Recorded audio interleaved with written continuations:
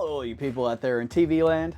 My name is CB Studios, also known as Kurt, and we're back in the mask room looking at some awesome stuff in the background, and I'm going to show you some awesome stuff in the foreground. Now it's been a little while, really, since I've done some Ghostface stuff, and it's been even longer since I've done a Ghostface video about a vintage mask. And it was this one. This was the vintage mask. This is the Gen 1 Small Dot, and this is a mask from my very, very good buddy Jacob, who you can find over on Instagram at ScreamFan2000. Now, I want to be really, really clear and say that this is still Jacob's mask. In fact, I've borrowed it back for this video and the other masks that I'm showing off. I have borrowed for this video and subsequent videos as well. Don't go and hassle Jacob asking to buy masks because, like me, he doesn't sell his masks. He is a collector, he's not a seller, he can't tell you where to get them. He's just a fan like you or I. Get in the groups and do the legwork yourself.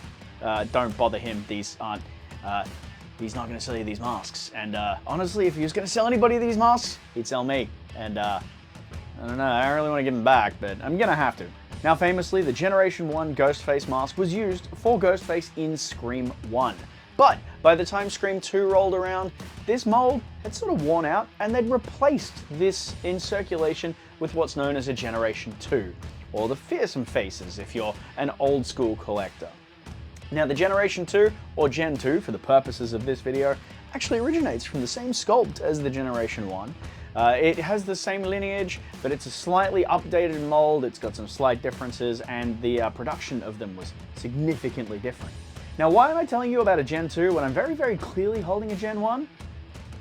It's because Jacob's loaned me his Gen 2. This is one of my favorite types of masks to find, and this is a vintage mask with a story to it. And if you look at this thing up close, holy hell, is this thing really beaten up. It's got this awesome sort of squished appearance, as we just haven't bothered to try and reshape it. It's a really nice, soft, malleable vinyl, which is beautiful. And we've got some really interesting aging on this piece, which I really love. It adds to the character of this mask. We've got this huge, let me just flip the shroud back. We've got this huge red spot on the cheek, which is quite reminiscent of Billy from Saw, at least that's what it reminds me of. It's got almost a mustache of paint, or a stain, a smear on the mask there. Not super noticeable on video, but in person, it's this really weird sort of purpley black mark. And we've got some spots down on the chin as well. And this is the sort of thing that I love with these vintage masks, is you get aging and damage and distortion and stains and things like that. And it tells the story of a mask being used for its intended purpose. This was somebody's Halloween mask. This was a mask used for Halloween, and it's made its way into the collector circles as being this sort of a grail piece and this lovely, lovely mask, but it's beaten to hell, and it's got character, and it's got a gorgeous story to it. There's not a lot to say about this mask that hasn't already been said. If you'd like to learn the history of the Generation 2s and the Scream masks used in the Scream series, then absolutely go over to Drowned Boy Productions. Go and follow my buddy Doug. He's got a few videos on all of the masks used in the series. Over his videos, he goes into depth and detail about all of the sort of masks that were used in the Scream series, and quite in depth on the Gen 2. They're such a gorgeous mask, and I really am eager to eventually add one to my collection. I'd love to have one here as a permanent fixture in the mask room, but for the moment, we've got this one here on loan from the Louvre, as it were. It's got just this gorgeous, ghostly character to it, and this really thin face that looks really, really cool. I'll do some worn shots in just a moment with me in the Ghostface robe, and you can get an idea of how this looks compared to, say, the Generation 1, and we might even compare it to an EU, because why not? But this is not the only mask that I'm showing off today, and the Gen 1 isn't the only mask that I'm showing off today. No, no, no, we're doing a twofer. We've got Jacob's Generation 2, and Jacob also lent me another mask to review specifically for this channel because, well, you guys love the Ghostface content, and I like putting it out. Funny thing is, I actually shared this mask to Jacob on eBay, shared the auction because I was heading over to Europe and I didn't have the free cash to buy it. And I've got to say, it is my big regret because this mask is in gorgeous condition, it's beautiful, it's a really unique mold that I absolutely love, and he bought it, and now I just have to be jealous. We have an EU-style HN mask. Now, the HN is one of those really interesting sculpts. It's kind of an oddball, very, very much like my T-stamp, actually.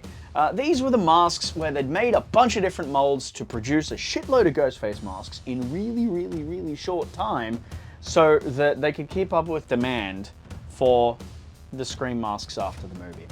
Now, the HN style mold was never used on screen. It's got a very interesting look to it, and it's not 100%, it's recognizable as a Ghostface, but it's not 100% going to look exactly the same as the screen-used mask. These have just such a really unique 90s Halloween vibe, same as my T-stamp, honestly. It's the same reason that I love it. And this was an absolute steal that it was found in Australia. It's an Australian mask, and it just looks absolutely beautiful, and I'm very, very jealous that Jacob owns this. One day I'll make him an offer he can't refuse, but for the moment it's on loan as well, because why not? This one is going to look absolutely fantastic with the sparkle robes, so we will show you video of that in just a moment. You can compare this and the Gen 2 and the Gen 1 and get kind of a forfer for a Ghostface costume. That's pretty cool. That's about it from me today, guys. It's just a really quick one. I just wanted to show off two really, really, really cool looking vintage masks that happen to be in the collections room before they go back to their rightful home with Jacob. I want to give a massive thank you to Jacob for letting me borrow these just for the purpose of this video. I'll throw them on with the robe and we can get a good look at how everything looks. It should be really fun. Thanks very much for watching, guys. If you want to see more Ghostface content, throw me a comment down below. I'd love to hear what you have to say.